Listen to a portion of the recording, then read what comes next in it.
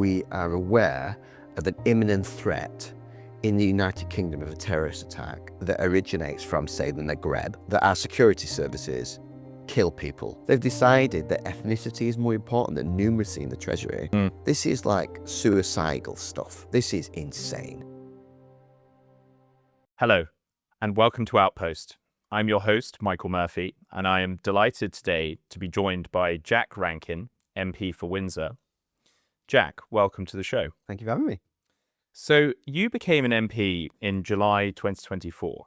Is that a bit like strolling into the Lehman Brothers in Q3 of 2008 as a newly hired executive?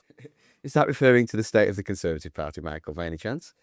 Well, I think you could take it two ways, and I tend to take the positive. I always wanted to come into politics, but wanted perhaps to do it, or thought I might do it a bit later in life than I am in fact doing it. I'm the second youngest Conservative MP.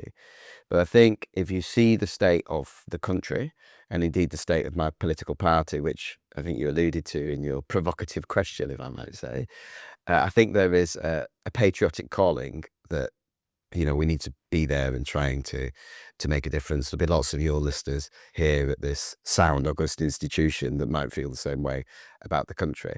And often I get challenged from the right that says, you know, something on the lines of, you guys, your party, the people who stuff this up, you know, why on earth would you be becoming a Conservative MP? And I think actually, because we were part of that failure, you know, there's a patriotic calling to try to fix it. So I take the attitude a little bit that, well, you're buying shares when they're cheap, and the nature of buying shares when they're cheap, they may well go to zero, as Lehman Brothers did, or you may well have made the best buy of your life. And I take the view that I'm not just a passive shareholder. We have agency. And if the Conservative Party can reform itself in an authentically conservative direction with serious heads, I believe we could be and should be the vehicle that helps put this country on the right track for the next century. And I want to be part of that, both conversation and part of that movement. And so that's why I'm coming in at this kind of nadir, let's say. And I genuinely see that as a patriotic calling for my country. But also I'm the father of two young boys, a 2-year-old and a 4-year-old. And I want to see them grow up in the country that I took for granted, my grandparents took for granted, and my great-grandparents took for granted. But I'm afraid we're going to have to fight for in the present situation. So we'll get on to some of the ways in which the party is maybe doing some soul searching and considering the wreckage of 2024. Do you see glimmers of hope that it is moving in the right direction? Because, John O'Sullivan, the editor of the National Review, wrote a piece last year saying that, rumours of the demise of the Conservative Party have been greatly exaggerated. Obviously you do subscribe to that view, but what would be the, what gets you out of bed in the morning, and what keeps you motivated? Yeah, look, the Conservative Party over its lifetime, which is older than most sovereign states of the United Nations, like, has had this incredible capacity for regeneration. I think it remains to be seen whether we are successful in that aim or not. It's quite right that we're being put under external pressure because of our past record, and I understand that. But, forest fires are bad, but they can also be regenerative, okay? And the British public in the last general election delivered a forest fire to the Conservative Party, and I deliberately frame it that way. Labour Party didn't, and this can seem, I've said this to some Labour people, and they can think it comes across as quite chippy or churlish, and I don't mean it that way, but they didn't win the last general election. People found very innovative ways in all sorts of seats to get rid of their Conservative MP. We lost that last election and deserved to. And when you get that kind of message from the public, you can put your fingers in your ears, or you can, start thinking about what went wrong and why, and how we rebuild.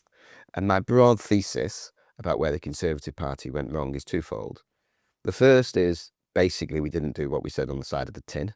We were not an authentically Conservative party. You can point to the fiscal situation. We were spending 47% of GDP when we left office. I mean, I think any adult assessment of that situation has to incorporate the fact that we had to deal with the COVID pandemic and the war in Ukraine, right? As opposed to necessarily our choices. But you can't complain about, football manager can't complain about the injuries. You still got to deliver the results. So I don't use that as an excuse, but I think you've got to view that in that context. We have net migration of 1 million a year. And if you look at any of our public institutions, whether NHS trusts, universities, your police, they have been captured by our ideological enemies, opponents. And so in that context, whether it's fiscal, whether it's migration, or whether it's kind of the culture of public institutions, the Conservative Party had come up short on what we said on the back of the tin. So we didn't do what we said on the back of the tin. The other failure, which I think is deeper and perhaps further upstream of that analysis, is that we lived in the Blairite constitutional architecture. So whether we talk about the Human Rights Act, the Equality Act, whether we talk about the creation of the Supreme Court, whether we talk about the way we'd allowed, again, international law to creep beyond, what Parliament had consented to in our country, we allowed ourselves to live in their straitjacket. Both, and you can argue about the orbital window there, but I think more fundamentally in a constitutional sense. So if we were to make some progress on our core issues, we couldn't have accepted that. Now, because if you look at, for example, our Home Secretaries at the back end of our period in office, Priti Patel, Suella Braverman, obviously Robert Jernick, you can't argue really that this was a left-wing caucus of people, but nevertheless they were unable to curtail the gravitational forces, this is my take, of what happened with the excess migration we saw, particularly at the end of our time in office. And it's going to be impossible to deal with that whilst you have immigration tribunals. It's going to be impossible to deal with that whilst you sign up to European Convention of Human Rights. It's going to be impossible to deal with that whilst we've got the Human Rights Act on the statute books. So, there's a fundamental question about the Blairite constitutional architecture before you can even deliver the first strand of what I called authentic conservatism. And, I think that should be some of our thesis. And so you asked, are we kind of learning our lessons? Well, I would suggest to you that if you'd have suggested, 2022, 2023, the Conservative Party policy would be to leave the European Convention on Human Rights. The Conservative Party policy would be to abolish the Climate Change Act, and not a single sitting MP would do as much as complain on Newsnight. You, and I would imagine a lot of your listeners and viewers, would have laughed, wouldn't you? Well, you would have done. I would have done. I wasn't an MP in 2022. I'd have said, if you got, I'd be delighted if that's the case. These are the kind of things that lots of your viewers and listeners have been asking for years.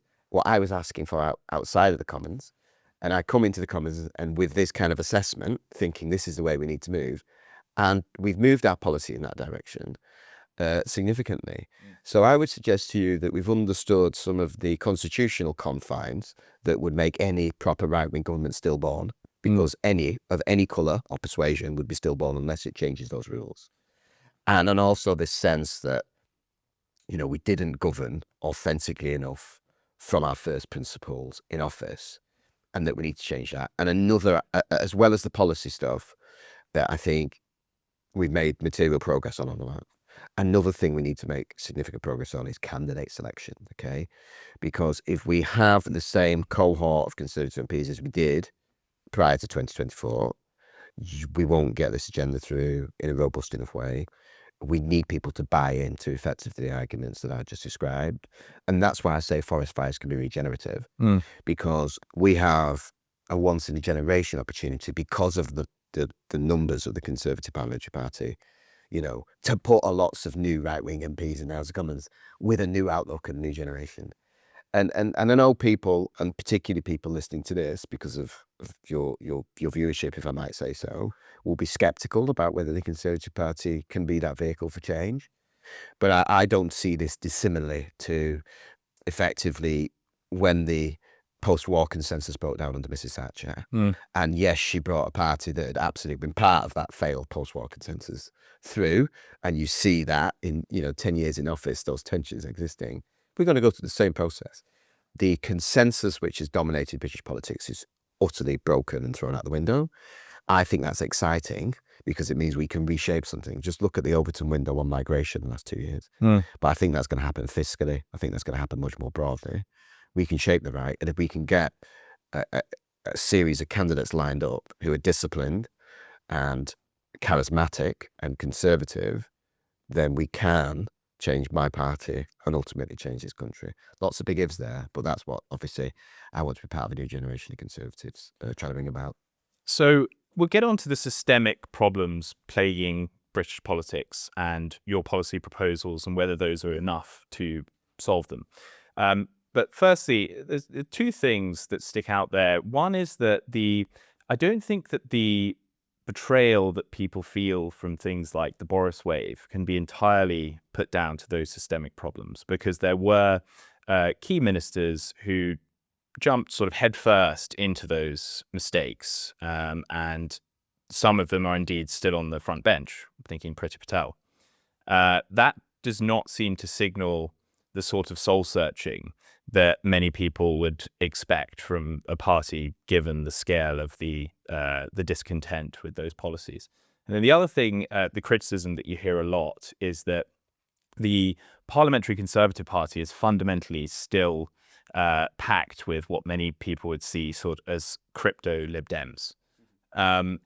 So I was interested in your point about candidate selection. What is the party doing to create a sort of genesis of a new crop of people who understand the scale of the problems and the scale of the discontent really with the party in recent years? Yeah, you've offered me a few threads there to pull, so let me pull at some of them. I don't quite recognise this type of describing the Conservative Parliamentary Party as full of Dems. Now, before I was a member of Parliament, I held that view to a significant extent. Okay, I think people on the right can argue about the percentages, but I'm certainly concerned about a group of cohort in the Tory party which I didn't think were authentically conservatives. And let me offer you a few things that I think I genuinely learned whilst I've been there. The first thing I would say is we had a leadership election, and the top two candidates that the MPs put through to the membership were Kemi Badenoch and Robert Jenrick, right? And they received 2/3 of Conservative MPs' votes. Right? I think it's difficult to square a claim that the Conservative Parliamentary Party is, a group of softy Liberal Democrats that offers the membership Kemi Badenoch and Robert Jenrick, and 2/3 of us chose to vote for them, right? I think people should genuinely give that a pause for thought. Mm-hmm. I also think that when I speak to some of, I'm going to use the phrase "one nation conservatives," right? In the tea rooms and things, I think this is a tension in our approaches, right? The people have got to remember, members of Parliament are members of the public, right? In a real meaningful way, and they have gone through the same radicalization lots of the country have gone through. Okay, so the Overton window has moved significantly in this country on migration in 2 years, and it's moved significantly in 2 years. I hate this phrase, but I'm going to use it anyway, because of people's lived experience. I live in a beautiful Victorian village in the south of Windsor Great Park in my constituency. It is as textbook England as you could get. It's like your picture here, right? And people are saying to me, why is the cheese in Tesco Express on Sunninghill High Street in a security box, right?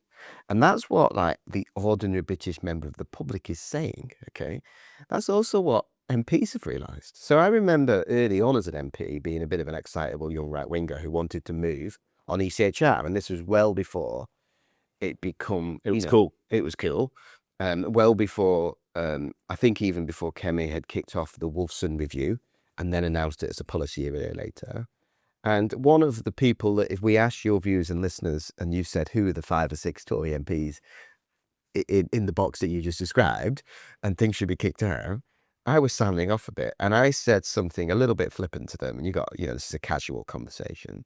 They said, "Oh God, we're going to have to bring you guys with us," kind of thing. And he said, "Well, what makes you think that we haven't observed the failures of the past few years as a political party, and what hasn't made, we are reading the same stories in the Telegraph every day that you are reading of some outrageous rapist getting off on something because some judges use the Human Rights Act to interpret some expansive European legislation because they're like chicken nuggets or something absurd.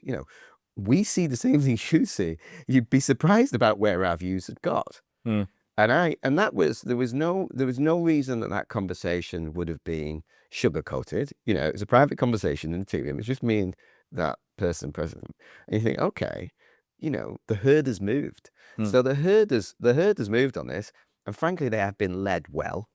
I voted for Robert Jenrick in the leadership campaign, and one of the reasons I voted for him, because there was never much in terms of policy between Robert Jenrick and Kevin Badenoch in their pitch to be leader, was that I felt that we needed a leader who came out and said all this stuff and said, "I've got a mandate to this stuff, get on the bus or get off the bus."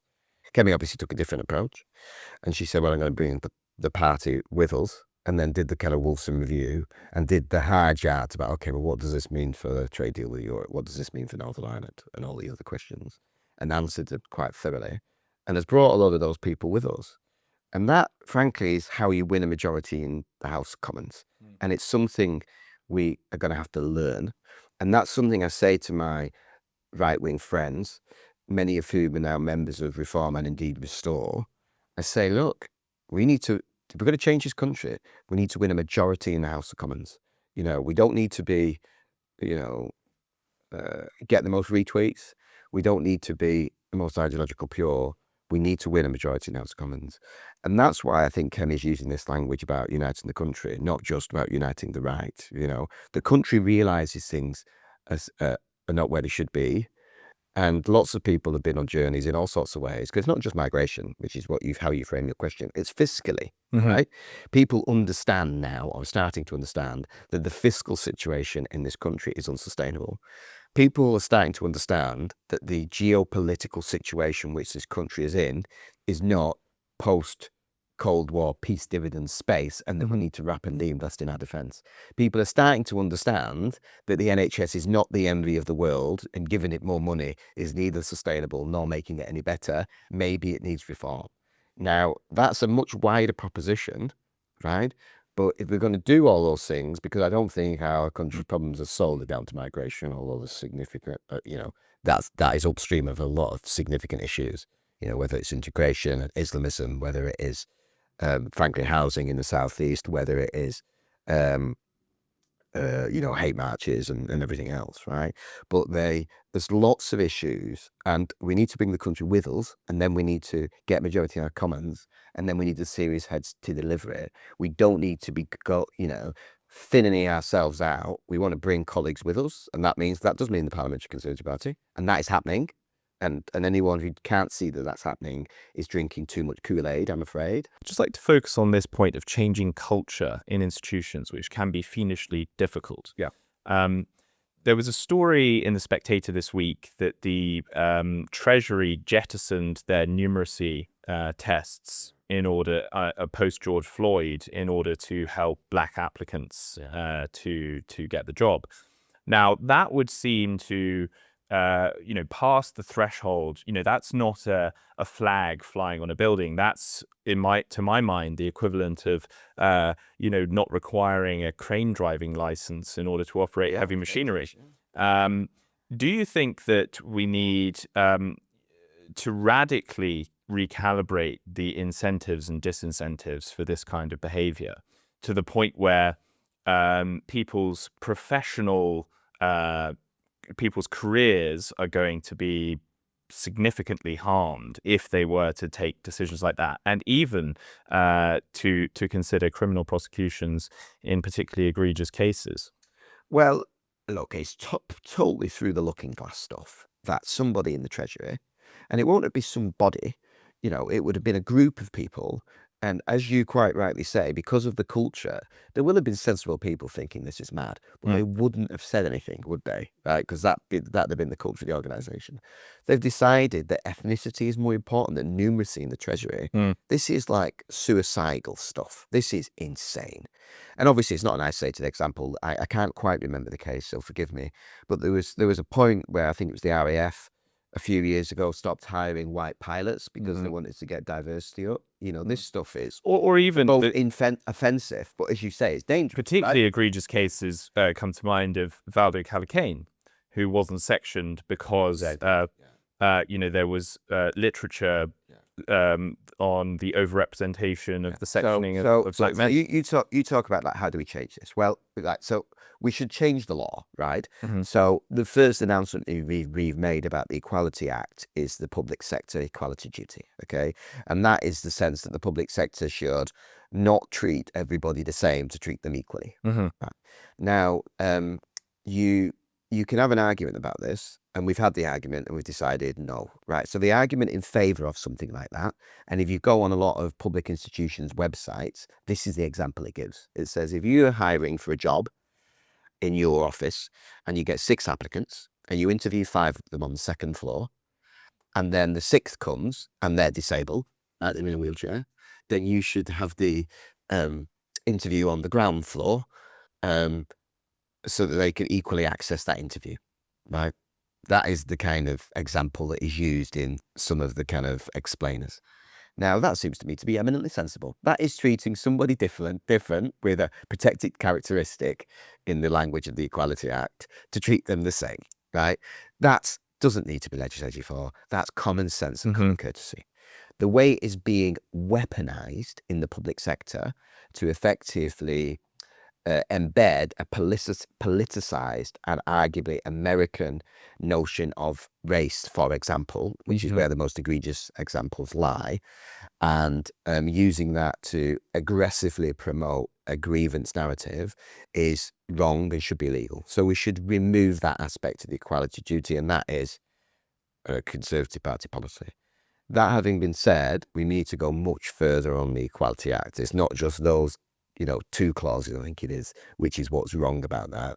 My view is that we should be moving faster on this, and there are a number of work streams on this, which I hope gets us to a position where we replace the Equality Act with a simple non-direct discrimination act. Okay, so I wouldn't get rid of it in its entirety because, for 2 reasons. You would, well, not for 2 reasons, but 2 examples I will give you. If you got rid of the Equality Act in full tomorrow, it would be legal for somebody in Tower Hamlets to put up a sign on a business that said no Jews, for example. And I think that should be illegal. It would also get rid of the single-sex protections for public services that were. But would that not have been covered partly under the Race Relations Act? It would have done, but what the Equality Act did is it repealed all prior legislation to do it, wrapped it all in. So if you got rid of it, you get rid of all of this stuff. Right. So I just think we should have a very simple non-direct discrimination act. I say very simple. This is the kind of work where you have to do the hard yards and the policy and work through hundreds of cases and work out whether this new legislation would do what you want it to do. And I'm afraid to say, and I'm not here to criticize reform, but that's the kind of hard work that they're not doing that we're doing. So we should communicate better and faster about what it is we're trying to achieve, because we go and do all this hard work and come up with a volume like this that's very thought through, but we leave 12 months, 18 months where we've not really said anything, right? Whereas they just tweet out, get rid of the Equality Act without doing any of the thinking. Now, if the next British government is to be a success, all that hard thinking needs to be done.